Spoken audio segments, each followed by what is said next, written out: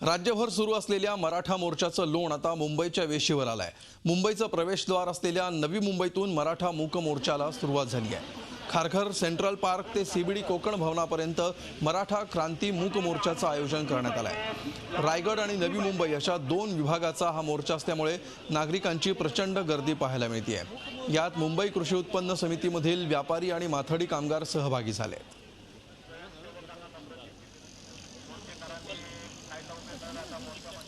व्यापारी आणि माथाडी कामगारांचाही सहभाग असलेला हा मोर्चा सध्या नवी मुंबईमध्ये खारघर ते सीबीडी या दरम्यान निघालेला आहे। त्यामुळे मुंबईच्या वेशीवर आता मराठा समाजाच्या आंदोलनाची धग पोचलेली पाहायला मिळते आहे। आणि या दृश्यांमधून आपल्याला कल्पना येऊ शकेल किती संख्येने मराठा समाजातले नागरिक या मोर्चामध्ये सहभागी झालेले आहेत। नवी मुंबईमध्ये हा मोर्चा काढण्यात आला आणि कोकण भवनावर येऊन हा मोर्चा धडकणार आहे। त्यामुळे मराठा मूक मोर्चाचं लोण मुंबईच्या वेशीवर सध्या आलेलं पाहायला मिळत आहे। महाराष्ट्रातल्या वेगवेगळ्या शहरांमध्ये आपल्या मागण्या घेऊन हा मूक मोर्चा काढला जातो आहे आणि मराठा समाजातले नागरिक उत्स्फूर्तपणे यामध्ये सहभागी होताना दिसत आहेत। त्याचप्रमाणे आता या मोर्चानी नवी मुंबईमध्ये आता थेट धडक दिलेली आहे आणि नवी मुंबईत कशा प्रकारे हा मोर्चा निघाला याची ही दृश्य सध्या आपण आपल्या स्क्रीनवर पाहू शकतो।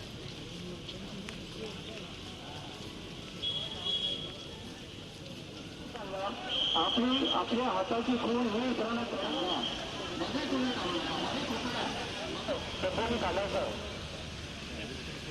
मध्ये लहान मुलं दिसली पाहिजे आणि याविषयी आपण अधिक माहिती घेऊया। आमचे प्रतिनिधी कपिल राऊत सध्या आपल्या सोबत आहेत।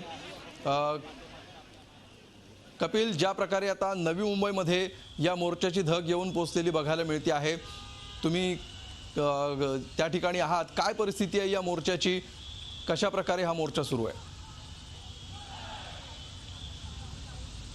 भव्य मोर्चा असं आपण बोलूच शकतो, कारण की प्रचंड अशी जो मराठा समाज असेल किंवा त्याचे कार्यकर्ते उतरले होते, काही संघटना उतरल्या होत्या, काही NGOज उतरले होते, त्यामुळे हा मोर्चा असा भव्य झाला होता।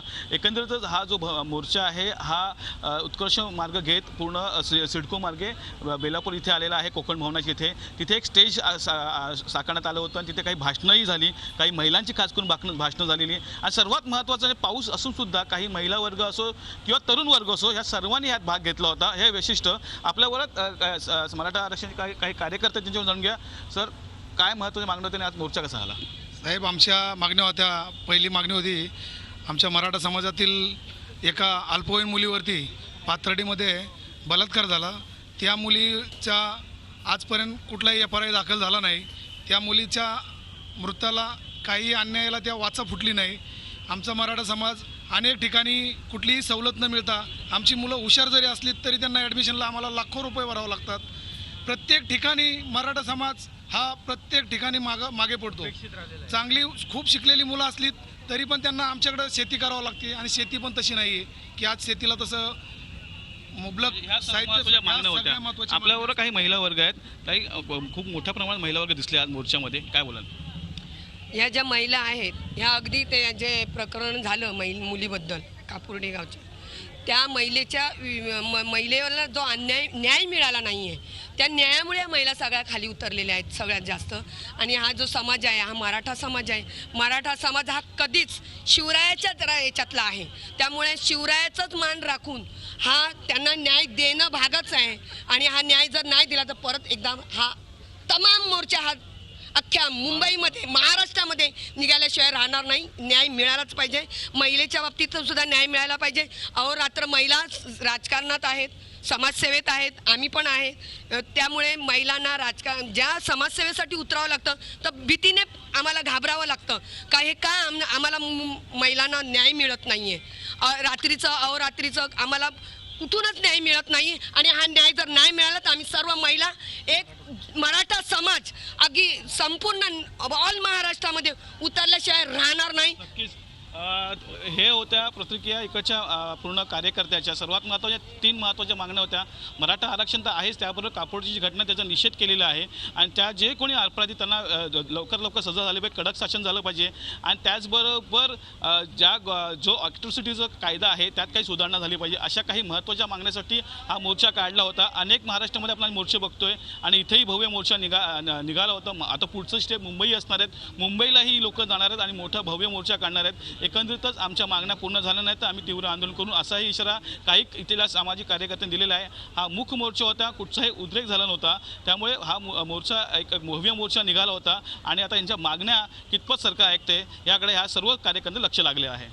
बिलकुल कपिल, ज्या प्रकारे नवी मुंबईमध्ये हा मोर्चा काढण्यात आलेला होता, अत्यंत गजबजलेलं असं हे शहर आहे. कशा प्रकारे या मोर्चाचा मार्ग होता, कशा प्रकारे या मोर्चानी मार्गक्रमणा केली आणि ज्या प्रकारे नियोजन या मोर्चाचं करण्यात आलेलं होतं त्यामध्ये कशा प्रकारे त्याची अंमलबजावणी झालेली पाहायला मिळाली? हा मोर्चा मुख मोर्चा होता. सेंट्रल पार्कमधनं हा मोर्चा निघाला होता आणि त्यानंतर उत्कर्ष मार्ग घेत सिडको, त्याचबरोबर बेलापूर आणि मग कोकण भवन असा हा मार्ग होता आणि ह्या मार्गावरती जवळपास 1000 पोलीस तैनात झाले होते ह्या मोर्चाला सांभाळण्यासाठी. प्रत्येक ठिकाणी ट्रॅफिक पोलीस पूर्ण उपस्थित होते आणि खरं म्हणजे वाहतूक कोंडी होऊ शकत होती असं चित्र होतं. परंतु हा मोर्चा मुख मोर्चा होता. सुरुवातीला थोडंसं गडबड झाली, नंतर मात्र एका ठिकाणी सर्वजण आले आणि मग जो मोर्चा निघाला तो भव्य मोर्चा निघाला आणि कुठेही मग वाहतूक कोंडी झाली नाही आहे. त्याचबरोबर स्टेजजवळ आल्यानंतर काही भाषणं झाली. भाषणं झाल्यानंतर राष्ट्रगीतानंतर हा मोर्चाची सांगता झालेली आहे आणि एकंदरीतच ह्या सर्व गोष्टी पाहता कुठेही वाहतूक कोंडी नाही. पोलिसांचा चोख बंदोबस्त होता, वाहतूक पोलिसांचा चोख बंदोबस्त होता. प्रत्येक नाक्यावरती डायव्हर्ट केले होते गाड्या, वन वे केले होत्या आणि जे वन वे केले रस्ते त्यांना पार्किंगला जागा दिली होती. त्याचबरोबर सर्वात महत्त्वाचं म्हणजे काही समित्या नेमण्यात आल्या होत्या. ह्या समित्या अशा होत्या का काही कचरा ज्या खाद्यपदार्थ असतील किंवा पाण्याच्या बाटल्या असतील ह्या कुठेही रस्त्यावर पडू नये तेच आणि रस्ता स्वच्छ राहावा, या मोर्चामध्ये काही कुठचीही अस्वच्छता होऊ नये यासाठी ही समिती काम करत होती. त्यामुळे हाही प्रकार म्हणजे कुठे बाटल्या फेकल्या गेलेल्या आहेत किंवा काही जेवणाचे ताट पडलेत किंवा खाद्यपदार्थ पडलेत हाही प्रकार कुठे दिसत नाहीये. असा एक शिस्तबद्ध मोर्चा होता असं बोलू शकतो. झी 24 तास रहा एक पाऊल पुढे.